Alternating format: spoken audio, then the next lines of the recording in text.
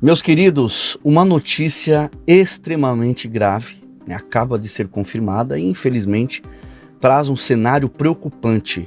Nós estamos diante de uma notícia urgente que envolve o ex-presidente Jair Messias Bolsonaro e tudo isso tem conexões diretas com o ministro Alexandre de Moraes. Então prepare-se, pois o que eu vou compartilhar aqui nesse vídeo é de grande impacto e grande gravidade. E diante de tudo isso, essa reviravolta inesperada acabou atingindo diretamente o desgoverno do Lula e, de acordo com informações dos bastidores, Lula e os seus principais aliados da esquerdalha foram pegos de surpresa por essa notícia devastadora que trouxe um verdadeiro alvoroço em Brasília. Reuniões emergenciais estão sendo convocadas e o clima de apreensão tomou conta dos corredores do Palácio do Planalto. E esses relatos de um ataque que envolveu disparos de arma de fogo está elevando ainda mais essa tensão. Os detalhes que eu trago a seguir são de extrema seriedade e importância. Eu peço encarecidamente que vocês acompanhem atentamente, porque a situação é delicada e exige a nossa atenção máxima. O desenrolar dessa história certamente terá consequências profundas para o cenário que nós estamos presenciando, tá? Eu peço que, por favor, fique aí, não sai daí, eu volto logo após a vinheta.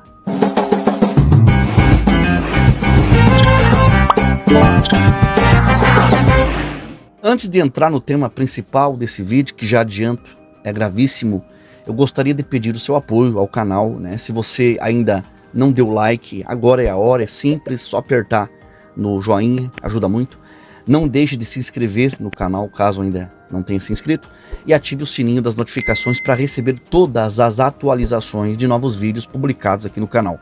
E se você está desempregado e precisa de um trabalho ou uma renda extra, fica até o final desse vídeo que tem uma novidade, uma oportunidade de trabalho esperando por você. Eu quero colocar aqui primeiramente um vídeo do renomado comentarista Caio Coppola, que apresentou uma crítica contundente, uma análise implacável e profundamente criteriosa, habilmente articulada em relação aos ministros do Supremo Tribunal Federal.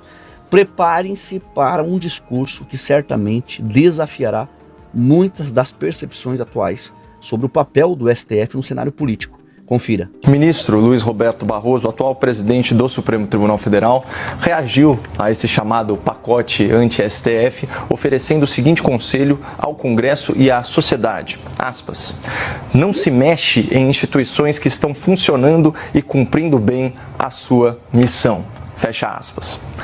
Contudo, a percepção do ilustre magistrado, infelizmente, destoa da opinião consensual da imprensa tradicional. A Folha de São Paulo, por exemplo, se refere a um dos ministros do STF como grande censor e publicou o seguinte editorial: censura tem de acabar. Impedir alguém de se expressar nas redes sociais viola a Constituição.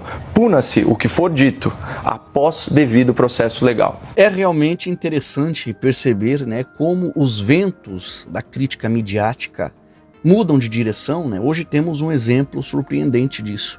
A velha Folha de São Paulo, um veículo de comunicação que por muito tempo manteve uma postura de oposição e perseguição ao ex-presidente Jair Bolsonaro e aos conservadores de direita, agora voltou às suas atenções e críticas e agora mira aos ministros do STF, no tocante às questões envolvendo liberdade de expressão e censura.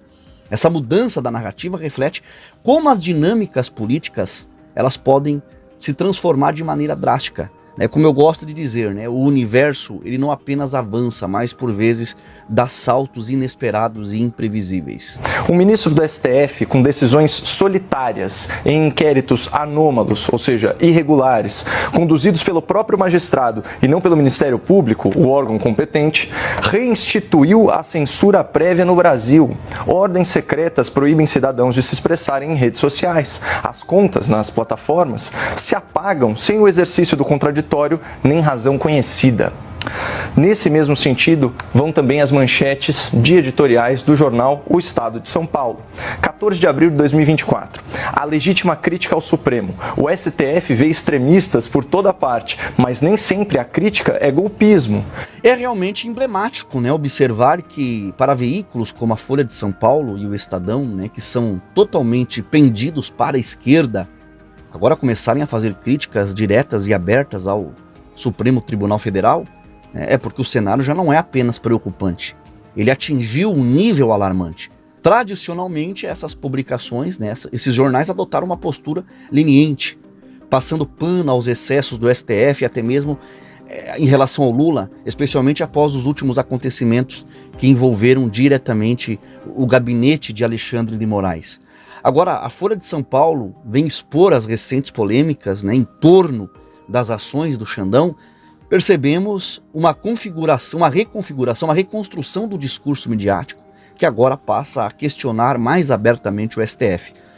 Na minha análise, essa mudança de postura da Folha de São Paulo pode ser apenas o começo de uma série de críticas que devem emergir nos próximos dias. Nós estamos diante de um debate que promete se intensificar e as revelações feitas pelo jornalista americano Glenn Greenwald não param por aí. Ele já adiantou que o que foi divulgado até agora é apenas uma fração do que ainda está por vir. Então existem ainda informações mais graves para divulgar, e o foco continuará sobre o ministro Alexandre de Moraes.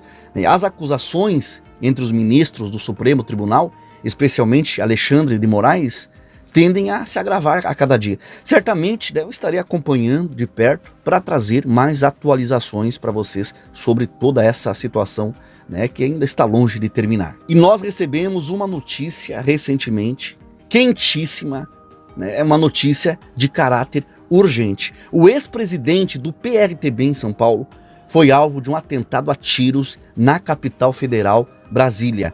As circunstâncias ao redor desse acontecimento ainda estão sendo investigadas e a polícia está apurando, porém a gravidade dessa situação não pode deixar passar em branco. Ao meu ver, eu acredito que isso possa ter relação com as eleições de São Paulo, porque curiosamente o PRTB é o partido que abraçou Pablo Marçal, onde ele concorreu como candidato à Prefeitura de São Paulo. Mas vamos ler a matéria sobre esse atentado. Ex-presidente do PRTB em São Paulo é alvo de ataque a tiros em Brasília. Dirigente havia denunciado suposta ligação do partido com o PCC. A Polícia Civil do Distrito Federal investiga um ataque a tiros contra o advogado Joaquim Pereira de Paula Neto, ex-presidente do PRTB, e sua mulher, a também advogada Patrícia Reiter de Jesus Oliveira. O partido recebeu mais atenção nas últimas eleições municipais por ter abrigado o empresário Pablo Marçal, candidato à Prefeitura de São Paulo. Joaquim e Patrícia estavam em um carro blindado na tarde desta quinta-feira, 10, em Sobradinho, Distrito Federal, quando o veículo foi atingido por vários disparos. Segundo relatos, 2 homens em uma moto abordaram o carro. Um deles bateu no vidro e mandou o veículo encostar, mas o advogado acelerou e os criminosos dispararam contra o seu carro. Quando vi a moto muito próxima do carro, parei de olhar o celular e vi o primeiro tiro, disse Joaquim Pereira à TV Globo. Aí sim olhei a moto e vi 2 pessoas. Os 2 não se feriram, mas o veículo ficou com as marcas dos tiros e os suspeitos fugiram. Olha só. Oi, filho. Meu Deus. Olha aí, filho, ó. Olha aí, filho. Olha o que tentaram fazer aí com a gente hoje, filho. Olha que horror. Ainda bem que é blindado, né? A gente imaginava, mas não imaginávamos que era tão rápido, né? Se não fosse blindado, essa hora era um velório. É alarmante que mesmo após o término das eleições, os embates continuem a se intensificar de maneira alarmante, O cenário atual levanta sérias preocupações sobre o futuro dos processos eleitorais em nosso país. É essencial que medidas sejam tomadas para restaurar a integridade e a serenidade das disputas políticas, porque se esse nível de hostilidade persistir, é legítimo questionar como serão as eleições nos próximos anos, especialmente em termos de transparência, de respeito mútuo entre as pessoas. O momento exige uma reflexão profunda e uma busca por soluções que protejam a democracia, porque situações como essa, sobre o ex-presidente do TRTB que sofreu esse atentado, isso é uma situação que ameaça a integridade não apenas do sistema democrático de direito, mas da própria sociedade em geral. Em um ambiente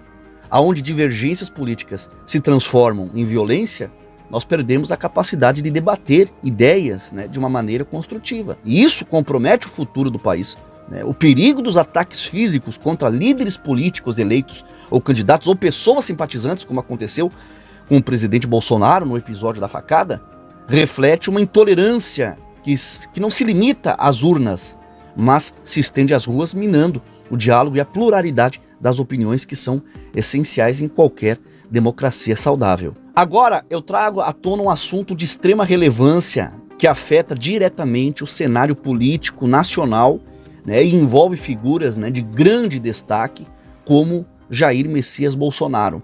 Os últimos acontecimentos revelam uma situação complexa que exige a nossa total atenção, porque há indícios que o ex-presidente pode ter sido vítima de uma estratégia deliberada e cuidadosamente planejada pelo ministro Alexandre de Moraes, algo que até agora não havia sido completamente exposto. A notícia que circula nos bastidores sugere que Bolsonaro foi alvo de uma verdadeira manobra, um jogo de forças ocultas, né, no qual ele se viu cercado, sem escapatória. Esse cenário levanta sérias questões sobre os métodos utilizados por figurões políticos e poderosos do judiciário, né, trazendo implicações profundas para o futuro da nossa democracia. O que está em jogo aqui não é apenas o destino de uma liderança política, mas a integridade de todo o sistema que regula a relação entre o poder e a justiça do Brasil. De acordo com informações recentemente divulgadas, o confronto entre o presidente Bolsonaro e Alexandre de Moraes atingiu novos níveis de tensão, gerando uma atmosfera de incerteza e suspeita. Há rumores de que uma série de ações coordenadas foram postas em movimento para neutralizar o presidente Bolsonaro, o envolvendo em articulações, né, nos bastidores, com estratégias que vão além das batalhas judiciais convencionais. O que nós estamos presenciando e testemunhando é um embate de proporções inéditas, cuja consequência pode reverberar por muito tempo. Essa matéria que eu vou mostrar aqui revela detalhes surpreendentes e preocupantes dessa emboscada, armar uma emboscada para o presidente Bolsonaro, e é fundamental que todos compreendam a gravidade do que está em jogo, porque o desenrolar desses acontecimentos pode ter repercussões profundas no cenário e no campo político, na instabilidade do país. Vamos explorar esse tema com seriedade e atenção, porque o futuro do Brasil está em jogo, né? E como nação democrática o Brasil pode estar sendo moldado por essas forças em ação para se tornar um país autoritário. O novo revés de Bolsonaro que se desenha em julgamento no STF sobre as joias. Indiciado pela Polícia Federal, o ex-presidente teme uma denúncia da Procuradoria-Geral da República. Aqui está o casal, né, o presidente Bolsonaro e a primeira-dama Michele, estão passando por essa perseguição, né?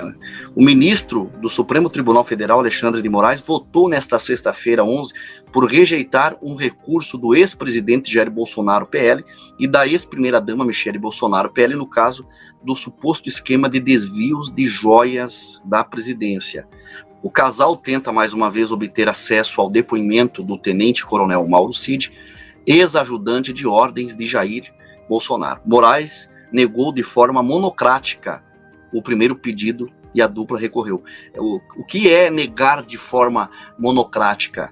É dar aquela canetada individual, né? O Moraes dá a canetada dele sem consultar os demais membros, né, do Conselho de Juízes do Supremo Tribunal Federal. Então ele age de forma única, de forma individual, né? Isso não pode, isso aí foi que eu trouxe num vídeo anterior, que foi votado para derrubar, tirar esse poder individual dos ministros do Supremo Tribunal. Verifico que em suas razões recursais, os recorrentes não apresentaram qualquer argumento minimamente a afastar o entendimento da decisão ora agravada, escreveu Moraes ao rejeitar a demanda. Ao negar o pedido original, o relator sustentou ser necessário manter sob sigilo o conteúdo da oitiva da delação premiada de Cid, sob pena de inviabilizar as investigações em andamento. O ministro enfatizou haver diligências em tramitação. A solicitação do casal Bolsonaro está em análise na primeira turma do STF, composta, além de Moraes, por Flávio Dino, Cristiano Zanin, Carmen Lúcia e Luiz Fux. Os demais ministros podem depositar seus votos até a próxima sexta-feira. Esses desdobramentos envolvendo o presidente Bolsonaro e o Alexandre de Moraes capturam a atenção do cenário político brasileiro, né, de uma forma intensa, porque esse ambiente está permeado por intrigas, por estratégias calculadas e um controle rigoroso sobre as informações. Veja que a situação se tornou ainda mais intrigante com o bloqueio do acesso à delação do Mauro Cid, por qual motivo Alexandre de Moraes, né, ele guardaria tanto sigilo com essas informações em relação a esse conteúdo desse depoimento. Ele está com um pitbull raivoso, né, que se opõe a qualquer tentativa de divulgação dos detalhes dessa delação ao público ou a outras esferas da investigação. Porque as informações parecem estar resguardadas por um esquema de segurança meticuloso que, para Moraes, o conteúdo da delação do Mauro Cid está mantido em um estado de estrito sigilo. E o que justifica tal proteção em relação a esse conteúdo? O que tem esses documentos? O que é de tão delicado nessa delação? Que até mesmo a Polícia Federal disse que nesse inquérito não há nada nesses materiais que possam realmente comprometer o presidente Bolsonaro. Então por que o Alexandre está escondendo? Essas indagações permanecem sem resposta e o desenrolar dessa trama pode revelar informações de grande relevância, né, nas semanas e meses que estão por vir. Né? Diante do contexto, se torna essencial se manter bem informado e atento aos desdobramentos dessa narrativa. E para acompanhar cada revelação e compreender as nuances que estão surgindo, é importante vocês estarem inscritos aqui nesse canal, né? Para não perder nada do que eu trouxer aqui. Agora presta atenção, pessoal, a situação está pegando fogo em Brasília, né, com uma notícia bombástica. Né? Para vocês entenderem, o título da matéria diz que o Supremo Tribunal Federal, o STF, emitiu uma resposta dura após as declarações de Flávio Bolsonaro, né, que fez um comentário de que ele possui os votos necessários para promover o afastamento e impeachment de Alexandre de Moraes. E o Flávio Bolsonaro concedeu, né, uma entrevista ao portal de notícias Metrópolis e ele fez essas declarações, né, sobre o futuro político do Brasil e durante a conversa ele afirmou que em 2027 o Senado terá um número de senadores suficiente para bloquear e afastar Alexandre de Moraes do STF. Essa perspectiva provocou uma manifestação intensa entre os integrantes do STF que se mostraram absolutamente enfurecidos com essa afirmação. Vamos ler a matéria. STF reage após Flávio Bolsonaro afirmar ter votos para afastar Alexandre de Moraes. Ele ficou bravo, hein? O homem ficou nervoso. A recente declaração do senador Flávio Bolsonaro, do PL, Rio de Janeiro, de que a oposição teria votos suficientes para o impeachment do ministro do Supremo Tribunal Federal, Alexandre de Moraes, a partir de 2027, causou reações no meio jurídico e político. A fala ocorreu em entrevista ao jornalista Guilherme Amado, do Metrópolis, e mobilizou ministros do STF que veem na declaração uma tentativa de influenciar decisões judiciais em andamento. Segundo informações do Metrópolis, analistas interpretam a afirmação de Flávio Bolsonaro como uma estratégia política para pressionar o STF a inviabilizar inquéritos nos quais seu pai, o ex-presidente Jair Bolsonaro, e membros do seu círculo são investigados. Alexandre de Moraes, que está à frente desses processos, tornou-se alvo de críticas por sua postura em investigação que envolve figuras políticas de destaque. Para que o impeachment de um ministro do STF ocorra, são necessários 54 votos favoráveis do Senado. No entanto, avaliações atuais indicam que esse número está distante de ser alcançado. O placar do impeachment de Moraes é uma plataforma mantida pela oposição, revela que apenas 36 senadores manifestaram apoio à medida. Se precisa de 54 para chegar a esse número, não está longe, né? Já que tem 36 senadores, né, que estão dispostos a aderir, né, a essa medida, enquanto 27 permanecem indecisos e 17 se dizem contrários. Você veja aí que, de acordo às informações veiculadas, né, no portal de notícias Terra Brasil, né, o Supremo Tribunal Federal está reagindo de maneira hostil, né, a essas declarações feitas por Flávio Bolsonaro, né, onde ele afirma que em 2027 o Senado, né, vai possuir uma composição mais homogênea à direita, né, e a possibilidade de impeachment os ministros do STF vai se tornar uma realidade. Essa afirmação gerou, né, um clima de inquietação e preocupação entre os membros do STF, sinalizando um cenário político cada vez mais tenso, né? Mas é isso aí, compartilhe com amigos e familiares esse vídeo, compartilhe nas suas redes sociais e em grupos do seu celular, tá? Compartilha geral, deixa o seu like de graça, inscreva-se no canal e ative o sininho das notificações. E presta atenção, um recado importante para você que quer ganhar mais de um salário mínimo ou você que quer faturar um dinheiro extra, né? Você pode dedicar apenas 1 hora por dia ao seu celular, trabalhando de forma honesta, tá? E ganhar até mais de R$2.000 por mês, tá? Não é jogo do tigrinho, não é jogo de azar, é uma oportunidade que pode ser uma solução para a sua vida. Tá? No primeiro comentário, fixado logo abaixo, há um link para você entrar em contato com meu irmão e amigo Tom Dimas, para você aprender com ele a como trabalhar online. Tá? Eu já testei o método e os resultados que eu obtive foram ótimos, que eu vou compartilhar aqui na tela para vocês. Pessoal, essa é a plataforma do Hotmart, onde eu recebo as comissões que eu faço diariamente. Eu quero mostrar aqui para vocês que no dia 6 de outubro eu fiz R$983. No dia 7, que foi ontem, R$451,57. E hoje, dia 8 de outubro, até esse presente momento, eu fiz R$424 de comissão. Tá? Essas são provas de que se você fizer o passo a passo do Tom Dimas, executar corretamente, você tem resultados até maiores e melhores do que esses. Esses resultados que eu mostrei na tela provam para você que você pode sim trabalhar na sua casa sem depender de chefes ou de carteira assinada, junto da sua família, com seu celular, sem cumprir horários e sem ouvir desaforos de chefes ignorantes, e ainda alcançar aquela liberdade e aquela estabilidade financeira que você tanto sonha. Tá? Então, se você acha também que você é incapaz de ganhar dinheiro na internet, confira agora o depoimento desse rapaz tetraplégico que confiou no anúncio que eu venho fazendo aqui no canal sobre o Tom Dimas, e olha só como ele transformou a sua vida com essa oportunidade, com esse método oferecido pelo Tom.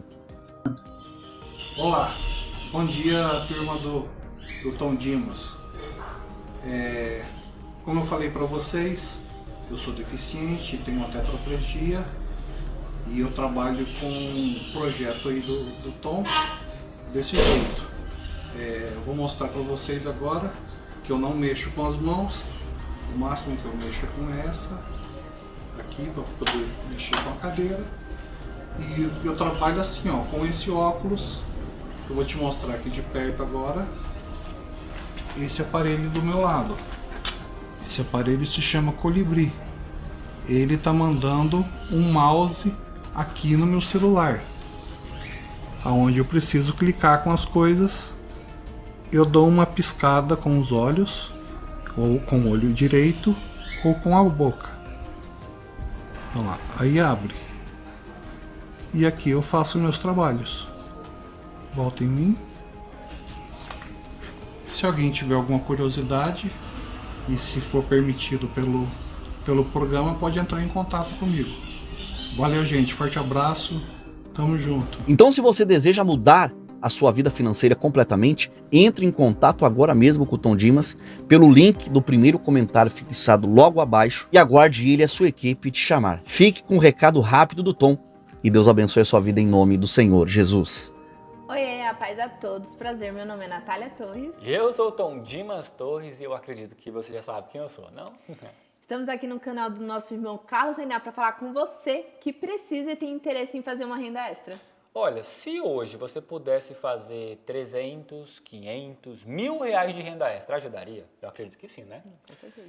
Bom, se você acompanha o canal do meu irmão Carlos Reinar, preste muito bem atenção para essa oportunidade de trabalho. Primeiro de tudo, olha só quantas pessoas que hoje estão trabalhando em casa e estão fazendo muito mais que uma renda extra. Pois é, a questão é que se hoje você tem acesso a um celular conectado com a internet, tem ali de 30 a 40 minutos livre do seu dia, você pode trabalhar em casa. E se hoje você tem interesse em entender como funciona para você fazer uma renda extra, o que tem que fazer? Tem que clicar no primeiro link aqui no comentário fixado e chamar nós lá no WhatsApp. Exatamente. Chama a gente no WhatsApp e nós vamos abençoar a sua vida com um mini curso gratuito de 4 aulas para você entender o que você precisa fazer para você trabalhar essa semana e ganhar uma graninha a mais. Afinal, o Natal tá aí, a melhor coisa é você passar o Natal da melhor forma, sem ficar passando perrengue financeiro, né? É verdade. Então, tem interesse na oportunidade de trabalho para você fazer uma renda extra? Clica no primeiro link do comentário fixado, chama a gente no WhatsApp e é isso aí.